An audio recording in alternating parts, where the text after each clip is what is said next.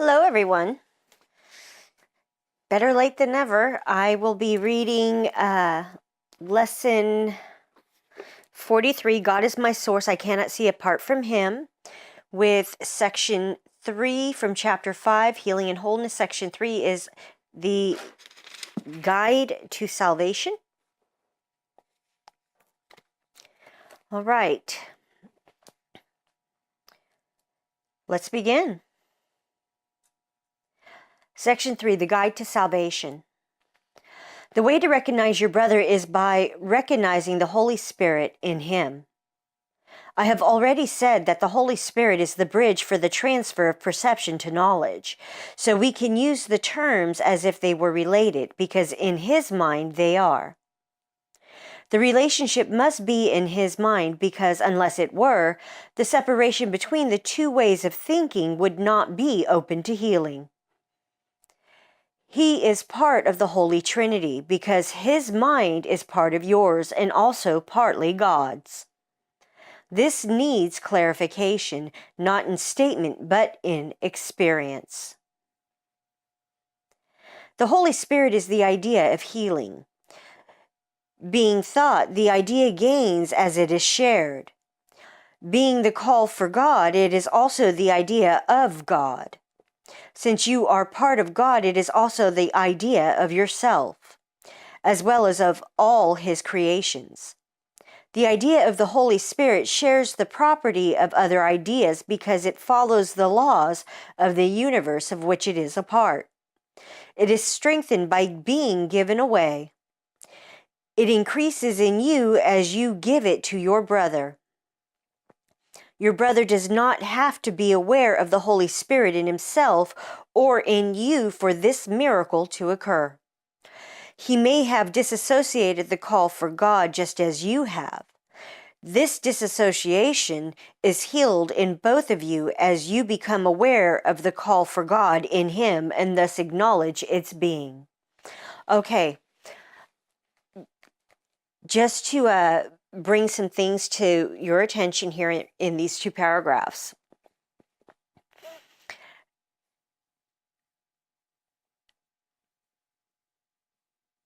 What it's talking about here in the first is that Holy Spirit is part of us and he's also part of God. He is like the go-between, the bridge between us and God. And he is able to link us to our Father. When we give over to him and start thinking and seeing things with his eyes, he is able to then in those moments help us understand the truth of what it is our Father's saying to us.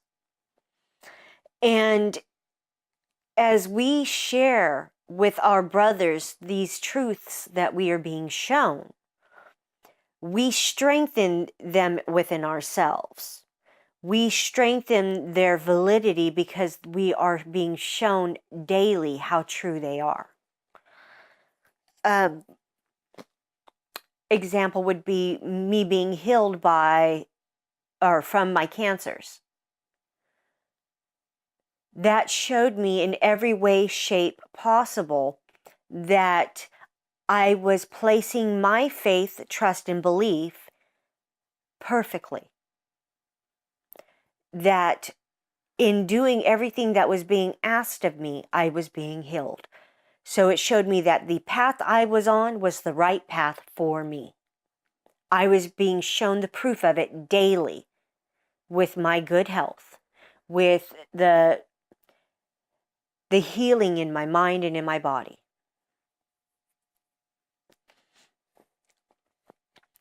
And it's that type of extension, the sharing of that kind of understanding that strengthens my trust, faith, and belief within myself. And it doesn't matter if my brothers see it within themselves. As I share my truths with them, it allows them to see the truth within themselves. It allows them to become aware of the call of God within themselves. As I see the truth within them, I make it possible for them to see the truth within themselves. Moving on.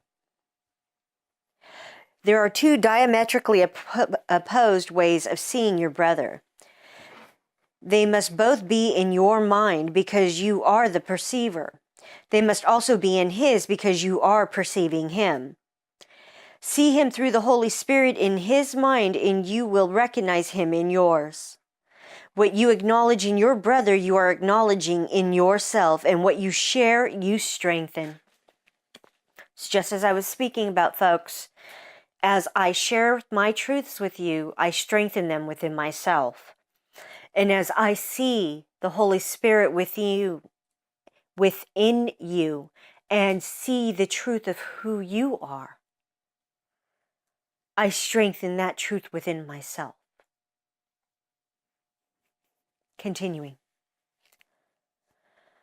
The voice of the Holy Spirit is weak in you. That is why you must share it. It must be increased in strength before you can hear it. It is impossible to hear it in yourself while it is so weak in your mind.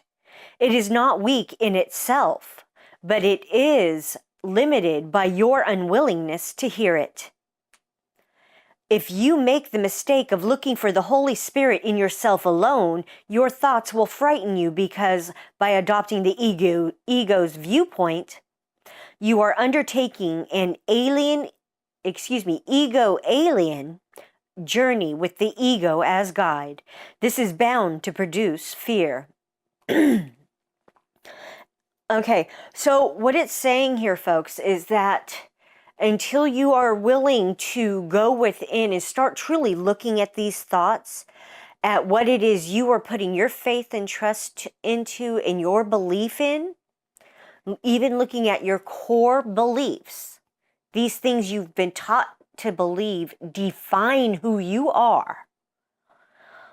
Until you willingly look at these things, the voice of Holy Spirit will be extremely weak within you, where you will be wavering and having doubt continuously because you are not willing to look at those things. Once you willingly look at them and ask for the correction, and He gives it to you, and you see it for what it truly is and accept it, in that moment, folks, you will then start willingly seeing with Holy Spirit. And you will start turning away from your ego viewpoints. You will start to no longer want to extend that to your brother, that egoic belief. You will want to instead extend the truth of understanding and healing you have received from Holy Spirit. And each time you extend that, you gain more strength of trust and faith and belief in what it is He has been showing you, to where you no longer waver, to where you are less prone to doubt. Continuing on. Delay is of the ego because time is its concept. Both time and delay are meaningless in eternity. I have said before that the Holy Spirit is God's answer to the ego. Everything of which the Holy Spirit reminds you is in direct opposition to the ego's notions, because true and false perceptions are themselves opposed. The Holy Spirit has the task of undoing what the ego has made. He undoes it at the same level on which the ego operates, or the mind would be unable to understand the change. What it's talking about, folks, is that our egos will want us to procrastinate, to not look at all those things. A lot of these teachers out there have taken the stance of, don't look at that. Don't look at the darkness. Don't talk about that. Don't think about that. Fake it till you make it. All of those things are delaying tactics. They are enlightened egos when they say those things. And I'm calling a spade there, folks. That is an enlightened ego speaking to you when they tell you to ignore it, deny it, do not look at it, fake it until you make it. All of it are egoic beliefs in delaying looking at the truth. And everything the Holy Spirit is going to show you will be the absolute truth of what it is you are thinking, what it is you are believing, what it is you are placing your faith and your trust into. And until you willingly look at those things, you are still going to be going with the delay tactics of the ego mind. Continuing on. Oh, wait, 1 second. So the last 2 sentences here say that the Holy Spirit has the task of undoing what the ego has made. He undoes it at the same level on which the ego operates, or the mind would be unable to understand the change. In everything, he takes your experiences, and in those experiences, he shows you the truth of what it is you are believing, and you think you are perceiving, and he shows you the truth of what's really happening there, and that you are the one judging. You are the one holding on to a belief that may not be true. And he will take it to you on that egoic level, so that you have an easier time of understanding. And what I'm getting from that egoic level that they're talking about there is by showing you the experiences you have been through. Like for me, my rapes and molestations, the abuse I received from my grandmother. These types of things are what he used to show me the egoic beliefs I was believing in. He came in on that level to show me those experiences and how I was believing certain things in them. That I had done something wrong, that I deserved to be treated as badly as I was being treated. That I asked for and encouraged the rapes and molestations as a child. With my overly developed young body. With my cuteness. And these were the things that I was being told, that I believed, that I did it all. Now, he showed me that the only thing I did was believe what was being told to me. I believed the judgments and the opinions of those around me. And I took them in and I enacted them on myself. Now we can move on. I have repeatedly emphasized that one level of the mind is not understandable to another. So it is with the ego and the Holy Spirit, with time and eternity. Eternity is an idea of God, so the Holy Spirit understands it perfectly. Time is a belief of the ego, so the lower mind, which is the ego's domain, accepts it without question. The only aspect of time that is eternal is now. And what I'm getting about this is that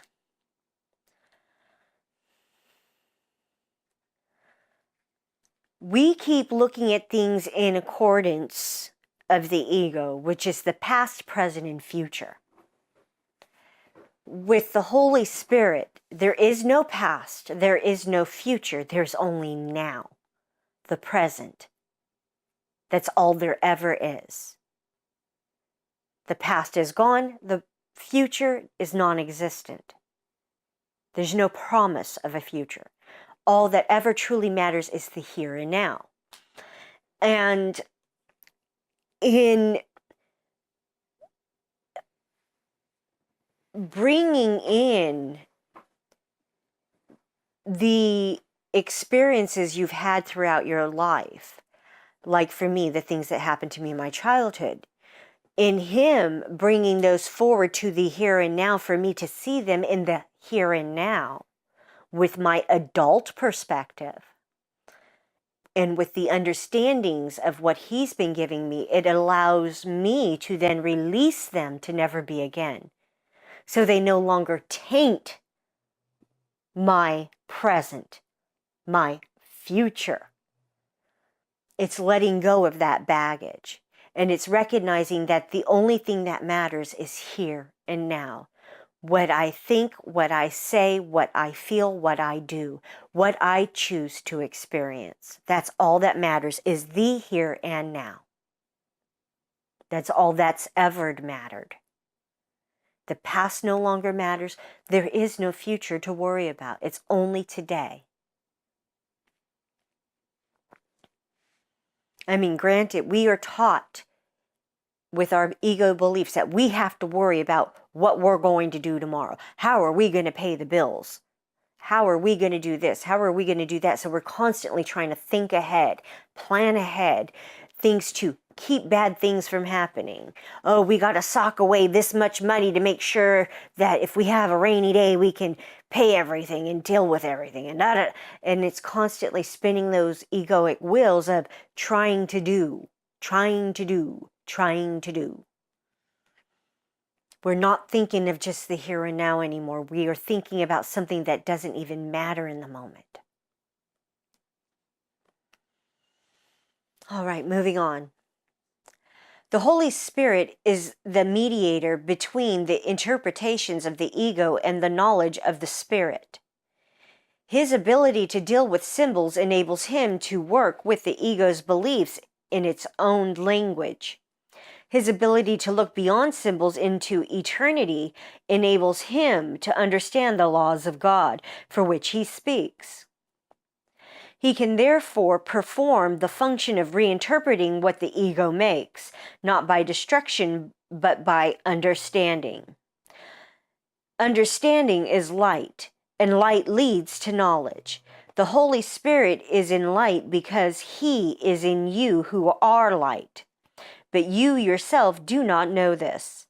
It is therefore the task of the Holy Spirit to reinterpret you on behalf of God. So,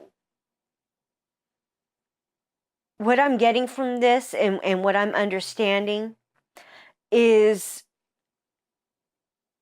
in what I was just saying to you a few moments ago with the previous paragraph and the one before that, of how he has brought my experiences to the forefront in the here and now for me, of things that I experienced in my childhood, to show me those egoic beliefs. And that's what it's talking about here, is that he is taking my egoic beliefs and showing me the truth of them, breaking them down for me into an understanding of what it was that was being done, what it was that I was believing to be true, and the misperceptions I had, the misperceptions they had. And he has also shown me why it was that those things happened the way they did. That in everything they were projecting out on me their own beliefs about themselves and what they believed to be true. And as a child, I took that in thinking they knew better. I believed them. And that's what that is talking about, is how he takes those types of egoic beliefs and breaks them down for us and shows us the truth and shows us God's truth in its place. That we are all innocent, we are all perfect, we are all holy. That we are not doing anything wrong. We are not being bad. There's nothing for us to be ashamed of. There's nothing to feel guilty about. Those are all egoic beliefs.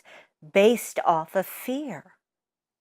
They are judgments handed to us, judgments and opinions, and they are based off of lies. And this is what he is telling us. This is what he is showing us. And he's reinterpreting all of the things that we've been taught to believe to show us the truth of what they are truly saying. And then placing in front of us the truth of our Father. Continuing on. You cannot understand yourself alone. This is because you have no meaning apart from your rightful place in the sonship. And the rightful place of the sonship is God. This is your life, your eternity, and yourself. It is of this that the Holy Spirit reminds you. It is this that the Holy Spirit sees. This vision frightens the ego because it is so calm. Peace is the ego's greatest enemy because, according to its interpretation of reality, war is the guarantee of its survival. The ego becomes strong in strife. If you believe there is strife, you will react viciously because the idea of danger has entered your mind. The idea itself is an appeal to the ego. The Holy Spirit is as vigilant as the ego to the call of danger, opposing it with his strength just as the ego welcomes it. The Holy Spirit counters this welcome by welcoming peace. Okay, let's go back up a couple sentences here. The ego becomes strong in strife. If you believe there is strife, you will react viciously because the idea of danger has entered your mind. The ego becomes strong in strife. If you believe there is strife, you will react viciously. Okay. The idea itself is an appeal to the ego. The Holy Spirit is as vigilant as the ego to the call of danger, opposing it with his strength just as the ego welcomes it. The Holy Spirit counters this welcome by welcoming peace. Eternity and peace are as closely related as are time and war. Okay, so I think I'm getting what that's saying there. What it's saying to me is that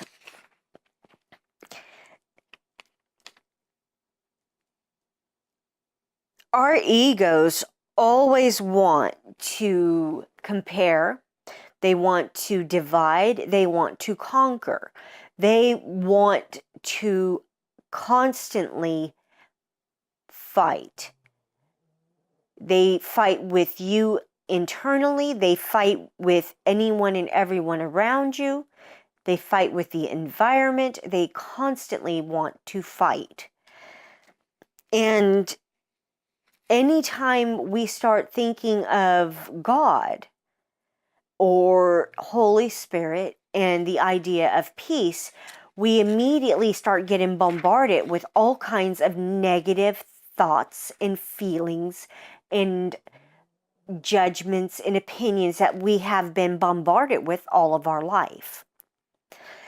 And in this way, our egos want to keep perpetuating this anxiety, this anger, this angst of the egoic beliefs. Oh, he did this to me. She said that. This is going wrong in the world, or this is going wrong in my life. Those kinds of things happen, and our egos immediately want us to jump on the bandwagon of, oh, this is so horrible, oh, woe is me, and then have you stop trying to sit there and wallow in your misery. And in allowing that, you are perpetuating your own living hell. And Holy Spirit is stepping up saying, please ask me for the truth. Please ask me for correction, and I will show you the truth of what it is you are doing to yourself. And in everything, He will show you that truth when you ask.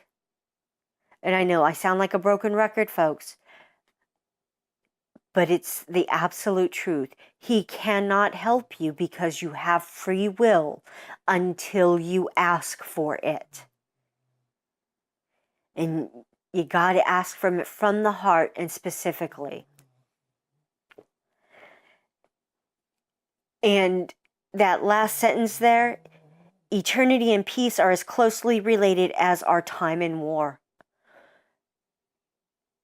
The more we look at the past or for the future and ignore the present moment, the more we are at war with ourselves, fighting what is the here and now.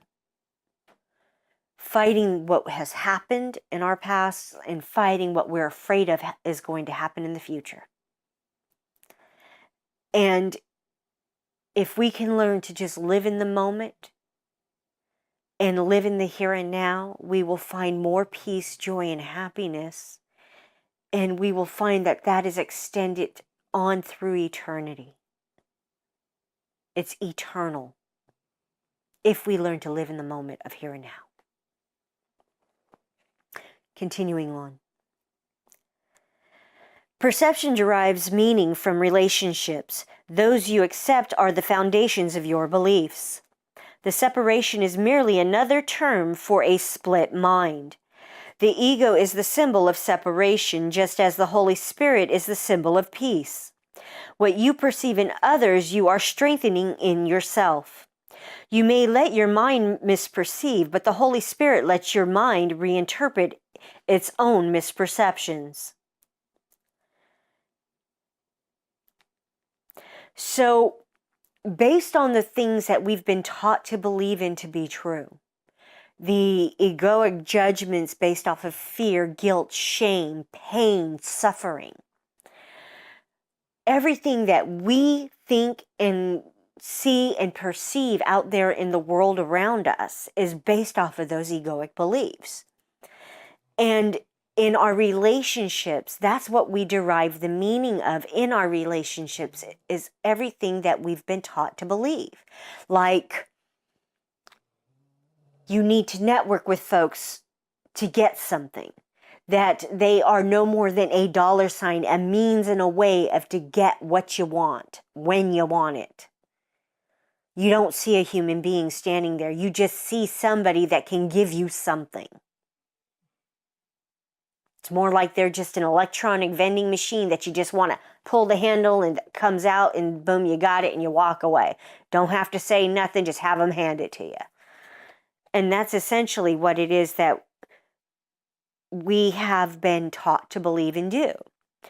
And that's what meaning we derive from our relationships with the folks around us when we are in our egoic minds. We are perceiving them in an egoic way. And these types of things are the foundations of our belief systems. They are the foundations of what we use to define ourselves and the world around us and the people around us. These are the things that Holy Spirit is wanting us to look at. These foundational beliefs that we're holding forth as being true.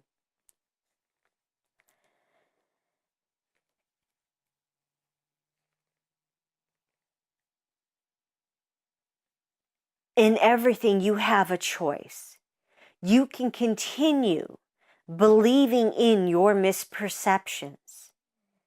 Even when Holy Spirit shows you the truth, you can still choose to continue in believing in your misperceptions. That is your choice and decision. But you will not get away from the fact that you knowingly are doing it to yourself. Once he shows you that truth, you have the choice to accept it or deny it, ignore it. It's a choice, and only you can make it. And the Holy Spirit can't stop you from doing that, folks. You have to willingly do that yourself, to make that choice to change your mind and to accept the truth. Continuing on. The Holy Spirit is the perfect teacher. He uses only what your mind already understands to teach you that you do not understand it. This goes right back to what I was talking about just a minute, folks, just a minute ago, about how he brings in your own experiences to show you the truth of what it is you're believing in, and to show you how little you are understanding of what it is that's truly going on there. When he shows you those truths, that's the moment that he's showing you how little you understand. The Holy Spirit can deal with a reluctant learner without going counter to his mind, because part of it is still for God. Despite the ego's attempts to conceal this part, it is still much stronger than the ego, although the ego does not recognize it. The Holy Spirit recognizes it perfectly because it is his own dwelling place, the place in the mind where he is at home. You are at home there too because it is a place of peace, and peace is of God. You who are part of God are not at home except in his peace. If peace is eternal, you are at home only in eternity. And what that's saying to me, folks, is that when I choose to dwell within my ego beliefs, I'm never at peace. I'm always at war within myself. I'm constantly in doubt and in fear. I'm constantly in a perpetual state of anxiety. And when I choose to go with Holy Spirit, I recognize how perfect everything is, how everything is for my benefit. Nothing has gone wrong. Everything is exactly as it needs to be. And these are the differences that I'm being shown on a daily basis. Continuing. The ego made the world as it perceives it, but the Holy Spirit, the reinterpreter of what the ego made, sees the world as a teaching device for bringing you home. The Holy Spirit must perceive time and reinterpret it into the timeless. He must work through opposites because he must work with and for a mind that is in opposition. Correct and learn and be open to learning. You have not made truth, but truth can still set you free. Look as the Holy Spirit looks and understands as he understands. His understanding looks back to God in remembrance of me. He is in communion with God always, and he is part of you. He is your guide to salvation because he holds the remembrance of things past and to come. He brings them to the present. He holds this gladness gently in your mind, asking only that you increase it in his name by sharing it to increase his joy in you. So, our ego minds project out everything that we think we perceive. And it's based off of the things we've been taught to believe in, our foundational beliefs of what we've been taught to define us and define the world around us. These egoic beliefs are what we project out and perceive in the world. And when we are willing to accept the correction and learn from it, and we learn that everything that we've been believing in is not the truth, and we are shown then the truth, we are then willing to accept and allow for Holy Spirit to step forward and give us His understanding of what everything is. And in doing so, He then bridges the gap between us and our Father.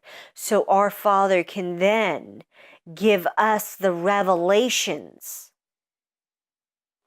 that lead to our healing on all levels. And once He does those things, when we extend them to our brothers, we help them to see the truth within themselves.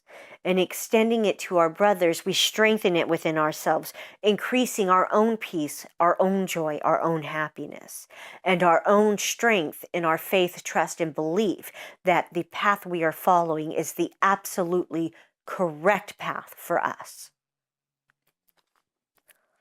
All right, that was chapter 5, Healing and Wholeness, with the Guide to Salvation as section 3, the Guide to Salvation. Moving on now to lesson 43. God is my source. I cannot see apart from Him. Perception is not an attribute of God. His is the realm of knowledge. Yet He has created the Holy Spirit as the mediator between perception and knowledge. Without this link with God, perception would have replaced knowledge forever in your mind. With this link with God, perception will become so changed and purified that it will lead to knowledge. That is its function as the Holy Spirit sees it. Therefore, that is its function in truth. Okay, folks, what that's talking about right there is how, as I have been getting shown the truth of my misperceptions and the things I was taught to believe in, as I stop projecting out on the world the things that I had been taught to believe as a child, those egoic beliefs, when I stop projecting those, and I start seeing the truth of what it is that I was taught and see the truth of everything that I have been doing to myself, that understanding that I get is then transferred over into an observation stance where I'm no longer projecting. I have now become an observer. I am observing my brothers, witnessing the truth of what they are doing to themselves. I see the truth of what it is they are believing and holding forth as being true in their lives, and how it is the egoic beliefs they're holding on to as being what defines them and the world around them.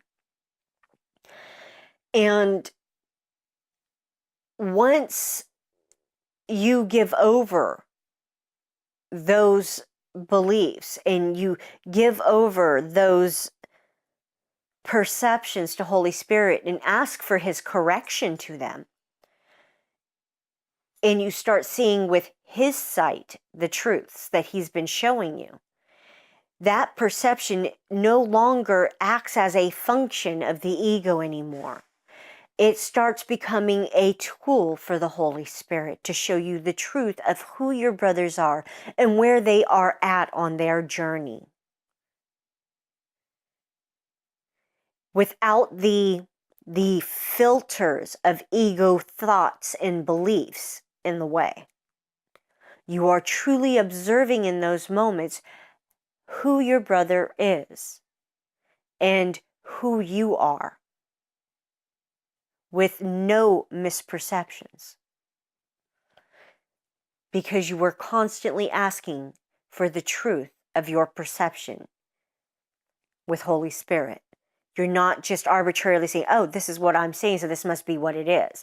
You will say, okay, Holy Spirit, is this true, what I think I'm seeing here? Or am I misperceiving something? Please show me the truth. And each time He will show it to you. Continuing on. In God you cannot see. Perception has no function in God and does not exist. Yet in salvation, which is the undoing of what never was, perception has a mighty purpose. Made by the Son of God for an unholy purpose, it must become the means for the restoration of His holiness to His awareness.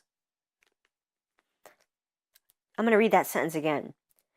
Made by the Son of God for an unholy purpose, it must become the means for the restoration of His holiness to His awareness. Perception has no meaning, yet does the Holy Spirit give it a meaning very close to God's. Healed perception becomes the means by which the Son of God forgives his brother and thus forgives himself. So, as He shows me the truth of what it is that I was doing to myself, He made it so I could let go of those things I was believing to be true. So I could let go of those judgments that I was holding against the arbitrators of the things that happened to me. And every time that I ask for His truth and am giving it, I am then able to see the truth of what it is my brother is doing and see that there is nothing wrong. Nothing has really happened, because everything that I thought happened was a judgment that I was taught to believe, and it simply wasn't true. My brothers may have been misperceiving or simply repeating and mimicking a pattern they were taught and never questioned.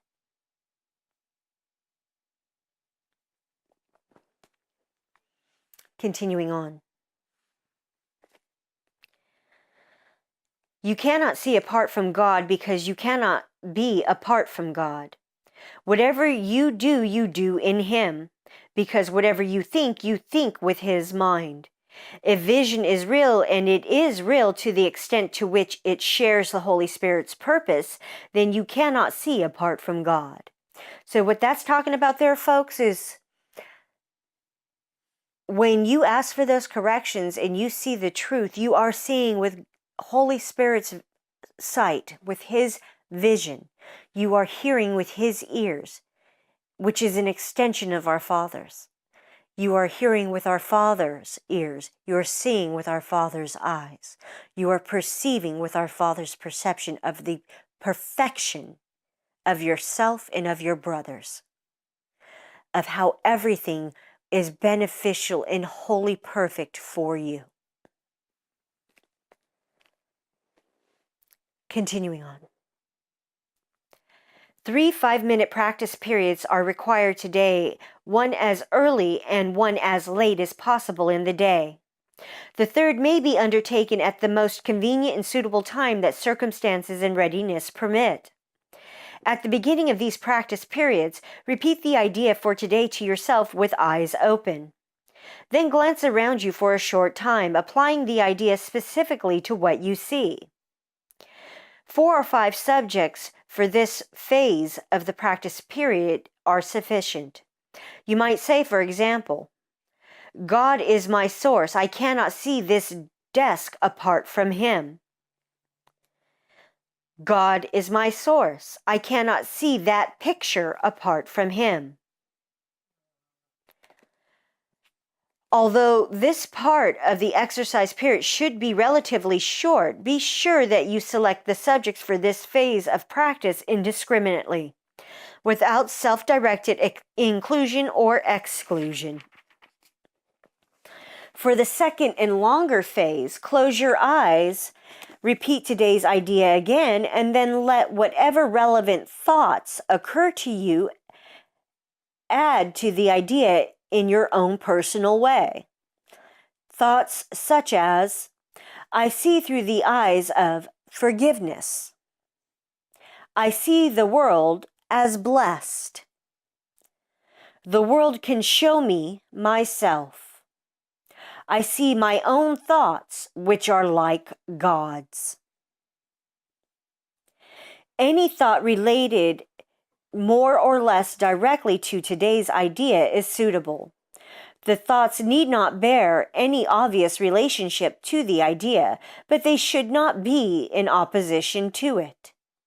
If you find your mind wandering, if you begin to be aware of thoughts which are clearly out of accord with today's idea, or if you seem to be unable to think of anything, open your eyes, repeat the first phase of the exercise period, and then attempt the second phase again. Do not allow any protracted period to occur in which you become preoccupied with irrelevant thoughts. Return to the first phase of the exercises as often as necessary to prevent this. So it says, if at first you don't succeed, try again. Little engine that good, folks. In applying today's idea in the shorter practice periods, the form may vary according to the circumstances and situations in which you find yourself during the day. When you are with someone else, for example, try to remember to tell him silently, "God is my source. I cannot see you apart from Him." This form is equally applicable to strangers as it is to those you think are closer to you. In fact, try not to make distinctions of this kind at all. Today's idea should also be applied throughout the day to various situations and events that may occur, particularly to those which seem to distress you in any way. For this purpose, apply the idea in this form. God is my source. I cannot see this apart from Him. If no particular subject presents itself to your awareness at the time, merely repeat the idea in its original form. Try today not to allow any long periods of time to slip by without remembering today's idea, and thus remembering your function. That was lesson 43. God is my source. I cannot see apart from Him. And chapter 5, Healing and Wholeness, section 3, The Guide to Salvation. Do the work, folks. Please do the work. In everything, He tells you to go within and look at everything you are holding forth as being true. Everything that you are placing your faith, trust, and belief into. Your core foundational beliefs are what are at question here, or in question, I should say, not at, in. It's these core beliefs that are in question, that we are being asked to look at what it is we are believing to be true and what is defining us in the world around us. And it's only by looking that we will be able to be healed of all of our misperceptions on all levels. Thank you for joining me today. My name is Sabrina Reyenga. We are going to be doing this pretty solo for a while here until we can get some equipment that's not going to continuously fail on us. But hopefully we'll be able to get Alex back in front of the counter fairly soon. The camera, back in front of the camera again fairly soon. All right, have a wonderful day. Thank you for joining me today. Hugs, love, and light. Love and blessings, folks. Namaste.